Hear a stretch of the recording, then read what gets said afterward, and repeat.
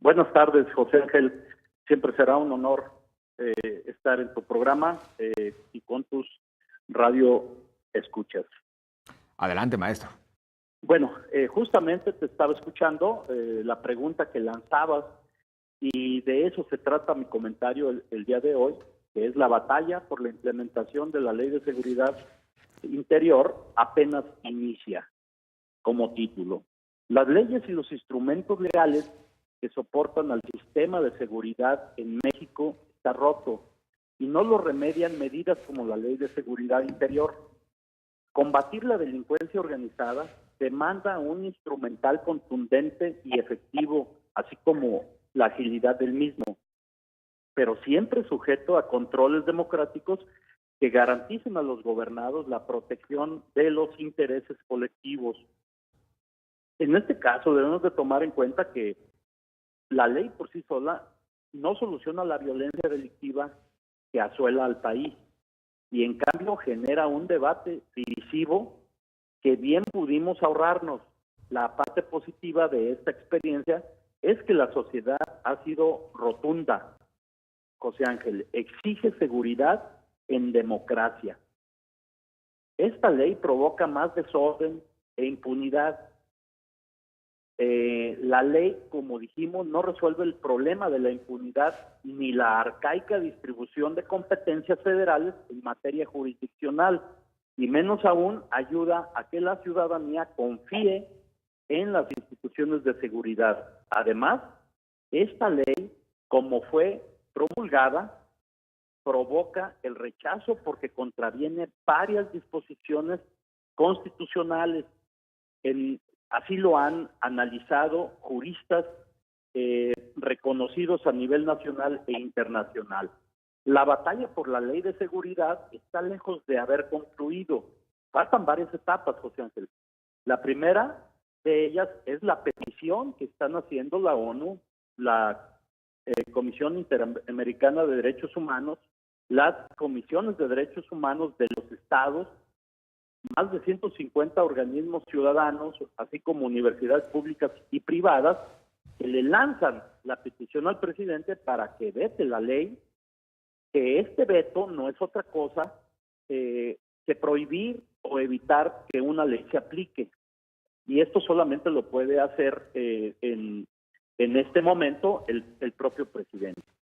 Como lo más probable es que Peña Nieto nos vuelva a ignorar, tendrá la publicación de la ley en el diario oficial de la Federación y a partir de ese momento se tendrán 30 días para interponer las acciones de inconstitucionalidad que actualmente preparan varios organismos e instituciones. El asunto tendrá que decidirlo la Suprema Corte, que está adquiriendo un saludable protagonismo.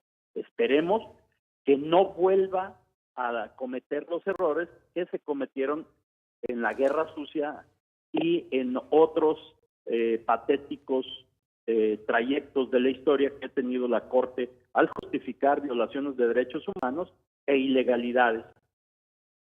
Por la gravedad de sus implicaciones, es previsible que haya estados, o debería de haber estados, que planteen la inconstitucionalidad, porque en su momento se verán afectados con la aplicación de esta ley que los dejará prácticamente cuando exista esta aplicación sin actuación, cuando menos temporal. Esto lo tendrán que hacer, como dijimos, ante la Suprema Corte, o que según lo declarado lo haga también la Comisión de Derechos Humanos, o un tercio de los diputados o de los senadores. Esto diferirá los posibles efectos de la ley, pese a la urgencia alegada en su apresurada aprobación, que no tenía razón de ser, porque las cosas a la carrera nunca salen bien, José Ángel.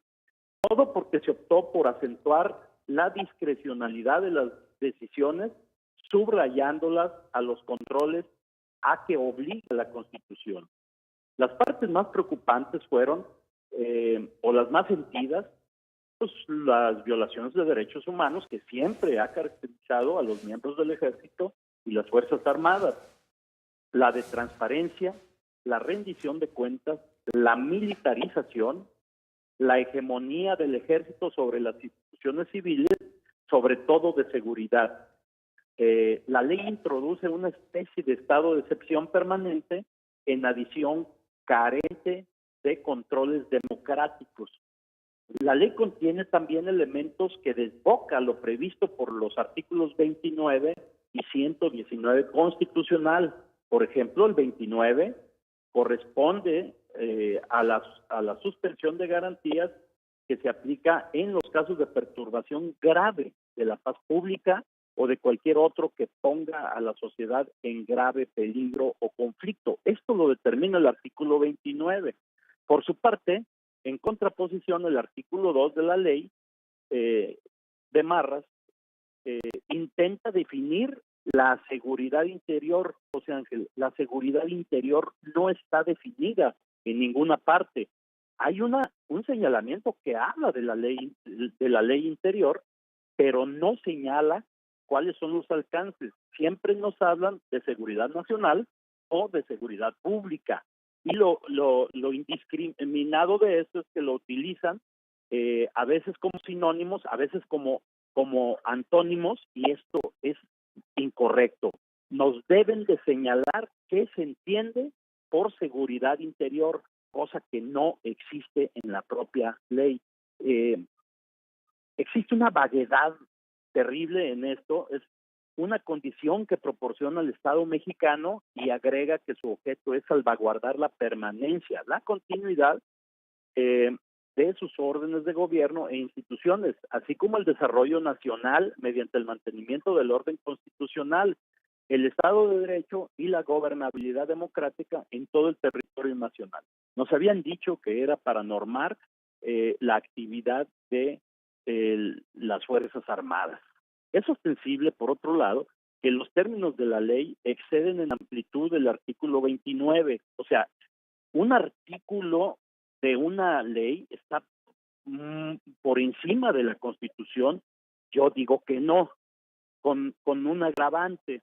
Para hacer frente a una perturbación grave de la paz pública, el presidente requiere la aprobación del Congreso, mientras que para poner en funcionamiento los mecanismos de la ley, basta con su sola decisión. Esto es el artículo 12, lo que yo considero que es una regresión autoritaria.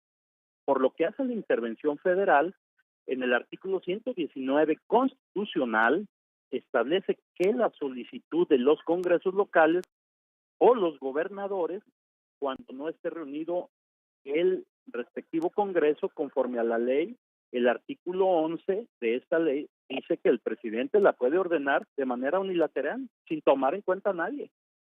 Y déjame comentar un poco, José Ángel, de qué es la acción de inconstitucionalidad para que quede muy claro, o recurso de inconstitucionalidad. Es una herramienta jurídica que tienen las instituciones, en este caso no son los ciudadanos directamente, sino las instituciones como el Congreso, como la Comisión de Derechos Humanos, como el Senado, en la cual se pretende la declaración de inconstitucionalidad de una norma, alegando que atenta contra la ley fundamental de un Estado. En este caso, la fracción segunda del artículo 105 de la Constitución prevé la figura de la acción de inconstitucionalidad en conjunto con el juicio de amparo y la controversia constitucional.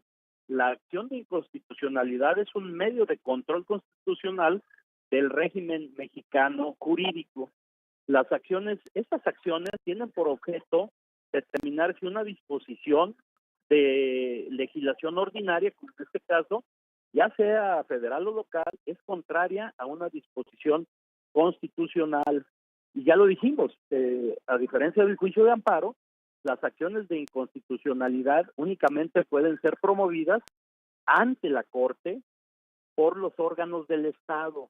Específicamente, la acción de inconstitucionalidad puede ser promovida por el 33% de los diputados integrantes de la Cámara de Diputados o de senadores específicamente. Otro que puede hacerlo es el Procurador General de la República. debería, en este caso, aunque no tenemos las figuras, hay un interino, debería de estar pensando en aplicar, en promover un recurso de esta naturaleza.